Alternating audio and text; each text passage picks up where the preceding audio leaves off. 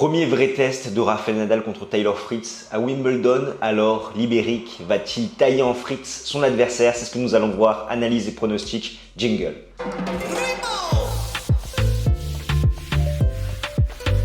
Salut les talkers, j'espère que vous allez bien. Laissez-moi me présenter, je m'appelle Constantin et bienvenue sur Games 10 Talk. J'aide des passionnés de tennis comme vous à décrypter l'actualité de la petite balle jaune. Alors si c'est quelque chose qui vous intéresse, n'hésitez pas à smatcher le bouton pour vous abonner, d'autant plus que nous avons une présence quotidienne dans le Grand Chelem britannique. Dans cette vidéo, comme tu l'auras compris, nous allons analyser l'affiche des quarts de finale qui opposera Taylor Fritz à Rafael Nadal, donc reste bien jusqu'au bout si tu veux connaître notre pronostic et les clés tactiques de cette rencontre.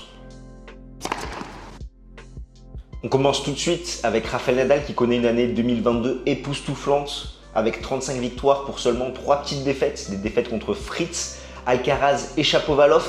Il cumule 4 titres à l'Open d'Australie, Roland Garros, Acapulco et le 250 de Melbourne, ce qui fait qu'à l'heure actuelle, il a 18 victoires pour 0 défaite en majeur, sachant qu'il s'est imposé dans les 2 premiers grands chelems de l'année, ce qui ne lui est jamais arrivé par le passé. Par rapport au gazon, c'est vrai qu'il n'avait aucun repère sur la surface cette année et même encore plus loin, sachant qu'il n'avait pas disputé le moindre match officiel depuis sa défaite en 4-7 contre Roger Federer à Wimbledon 2019. Coucou Alex. Et il a fait plusieurs sets d'entraînement et exhibitions pour se préparer à Wimbledon. Et c'est vrai que ça n'a pas été très convaincant. Il a perdu des sets d'entraînement contre Dimitrov, Marjak, Tiafoe, Berrettini. Et au niveau de l'exhibition, il a gagné un match à Hurlingham contre Wawrinka et il en a perdu un autre contre Félix Auger-Aliassime.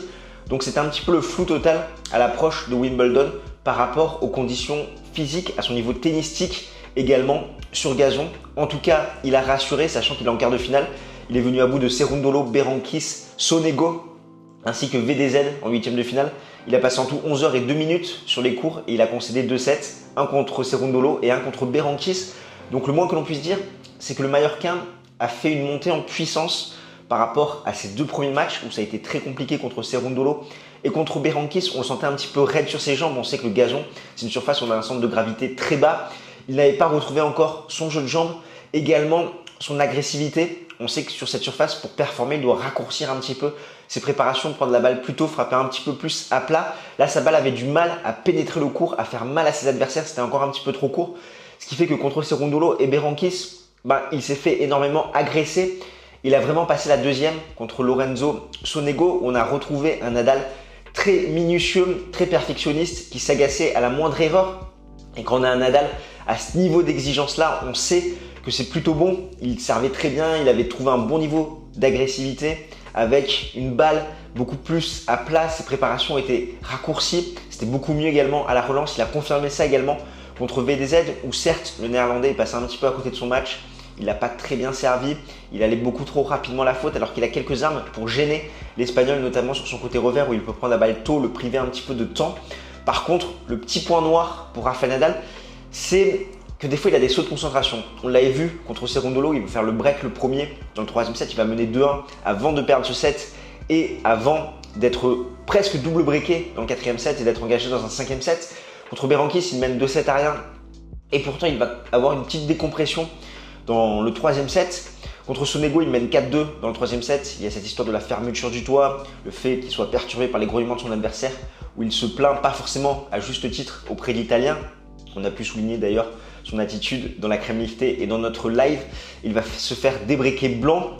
Donc après, il va rebreaker dans la foulée. Mais bon, il a des sauts comme ça un petit peu et ça a été encore confirmé contre VDZ où il mène 5-2 dans le troisième set. Il va servir pour le match, il va se faire débreaker quasiment blanc. Il va mener 6-3 dans le tie-break avant que son adversaire revienne à 6-6. Donc voilà, comme on peut le voir depuis le début de l'année, il y a des moments où il y a de la place pour mettre des points à Rafael Nadal pour revenir dans la partie. Par contre, dès qu'il se remobilise, dès qu'il refait son plan A, il arrive vraiment à prendre le dessus sur ses adversaires. Au niveau de son rapport avec le tournoi, il va disputer son 8e quart de finale à Wimbledon. Pour le moment, il les a tous remportés. C'est son meilleur ratio en Grand Chelem, sachant que c'est 15 sur 16 à Roland Garros en quart de finale, 8 sur 9 à l'US Open et 7 sur 14 à l'Open d'Australie.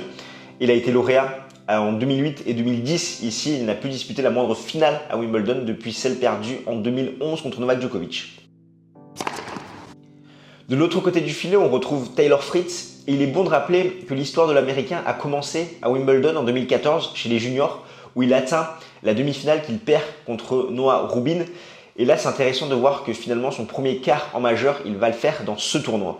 D'ailleurs, peu de temps après cette demi-finale à Wimbledon en 2014, il va triompher chez les juniors à l'US Open en 2015. Au niveau de son année, c'est 28 victoires pour 11 défaites avec 2 titres, un Indian Wells et un à Eastbourne, où il s'est bien remis quand même de sa déconvenue en 5-7 en 8e de finale contre Stefanos Tsitsipas à l'Open d'Australie, match qu'il aurait pu remporter contre le Grec. Au niveau de son année, sur cette surface, il a joué toutes les semaines après Roland Garros, 4 victoires, 2 défaites à l'entame de Wimbledon sur gazon en 2022, des défaites contre Van Richthofen et Draper, sachant qu'il a joué à Bois-le-Duc, le Queens, et il s'est imposé, comme je te l'ai dit, à Eastbourne en finale contre Maxime Cressy. Pour se hisser en quart de finale, il est venu à bout de Musetti, Gray, Molcan ainsi que Kubler. Il a passé 7h34 sur les cours et n'a pas concédé le moindre set. C'est le seul joueur restant dans le tableau masculin qui n'a pas perdu le moindre set pour se hisser en quart de finale. Il faut le dire, il a su profiter d'un très bon tableau. On parle souvent du tableau de Novak Djokovic et de Rafael Nadal.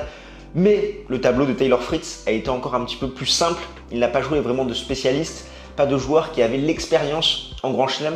Il s'est notamment contre Jason Kubler, l'Australien, qui connaissait un très bon parcours depuis sa défaite au deuxième tour à Roland Garros contre Cameron Norrie, où sa seule déconvenue, c'était un abandon de sa part contre Wu en Challenger. Mais physiquement, il n'avait pas les armes, il n'avait pas l'expérience. On sentait que ça commençait à tirer pour l'Australien. Taylor Fritz, c'était le joueur le plus expérimenté, sachant qu'il a su profiter entre guillemets de l'élimination précoce de Félix Auger-Aliassime qui n'a pas tenu son rang. Et il a été au rendez-vous et avec la manière, il s'appuie bien sûr sur une filière courte avec son énorme service, son coup droit où il fait mal à ses adversaires et son jeu très agressif. Il a une énorme puissance du fond du court. À Wimbledon, même s'il a brillé chez les juniors, c'est seulement 4 victoires pour 5 défaites avant cette édition 2022. Et l'an dernier, en 2021, il avait fait quand même un très bon match contre Alexander Zverev. Au niveau des face-à-face, il y a un partout et 1-0 pour Fritz en 2022, sachant que l'Américain s'est imposé en finale à Indian Wells contre Rafael Nadal pour lui infliger l'une de ses 3 défaites. On rappelle que les 2 joueurs étaient blessés. Comme d'habitude, je t'affiche les statistiques détaillées des 2 joueurs pour se hisser en quart de finale. Sans surprise, Taylor Fritz repose ses armes sur son service. 58 aces, 69% de première balle, 85% de réussite derrière, 52% sur sa seconde balle, breaké seulement 5 fois. Rafael Nadal, c'est pas mal, 29 aces, 67% de première balle, 73% de réussite derrière et 59% sur seconde balle, breaké 9 fois. Au niveau des clés tactiques, ce qui est assez intéressant, c'est que c'est un match similaire à celui entre Novak Djokovic et Yannick Sinner, qu'on aura également en quart de finale dans la partie haute. La seule différence, c'est que Yannick Sinner se déplace mieux que l'Américain et l'Américain sert mieux que l'Italien. Donc Taylor Fritz, par rapport à son style de jeu, comme je te disais, un joueur très puissant du fond du court, avec un énorme service, un très bon coup droit qui domine la filière courte. Également côté revers, il est très bon parce qu'il arrive à prendre cette balle à hauteur de hanche, donc il ne subit pas le lift de son adversaire. Et c'est d'ailleurs pourquoi il a une préférence pour les surfaces dures, un petit peu lentes avec un rebond haut, comme en Californie à Indian Wells où il s'est imposé. Donc par rapport à ce qu'il va devoir montrer, Taylor Fritz, il va devoir continuer à passer un maximum de première balle, faire le jeu avec son coup droit, également avec son revers, prendre cette balle tôt pour priver de temps son adversaire, dominer cette filière courte. Il sait qu'il va pouvoir agresser Rafael Nadal, qu'il va pouvoir le faire cogiter. Dès qu'il va se procurer une balle courte, en profiter pour faire le point, ne pas hésiter à terminer le point au filet. Du côté de Rafael Nadal, il va devoir continuer à très bien servir.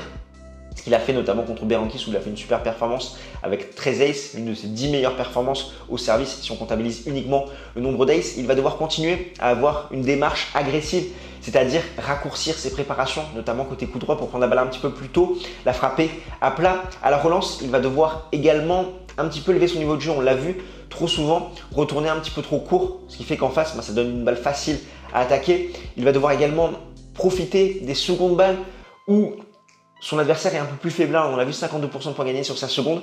Il va pouvoir remporter plus de points sur la seconde balle de son adversaire, lui mettre un petit peu la pression.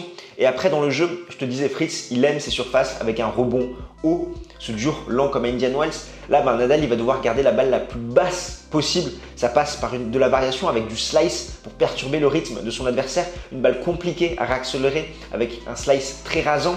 Également avec son revers, faire son revers longue ligne et son revers court croisé, frappé très à plat, qui va donner une balle compliquée encore très basse à Taylor Fritz à attaquer où il peut aller plus rapidement à la faute. On arrive à la partie qui t'intéresse, mon pronostic. Avant tout, laisse-moi te parler de notre partenaire BetClick. Si tu n'as pas de compte chez eux, je t'invite à utiliser notre code promo GST en majuscule qui te permet d'avoir accès à une offre de bienvenue. Ton premier pari est remboursé à hauteur de 100 € en free bet s'il est perdant. Et en plus, tu as accès à BetClick TV pour ne rien manquer de Wimbledon et des matchs de tennis sur l'ensemble de l'année. Et nous, en contrepartie, on touche une petite rémunération qui nous permet de progresser de façon qualitative dans notre contenu. Donc venons-en au pronostic. Je vois une victoire de Rafael Nadal en 4-7, un match compliqué. Je pense un vrai test pour l'Ibérique. Il va vraiment devoir élever son niveau de jeu pour continuer sa série d'invincibilité en quart de finale à Wimbledon. N'hésite pas à me dire ce que toi tu en penses dans les commentaires et nous on se retrouve très vite. D'ici là, porte bien. Ciao ciao tout le monde.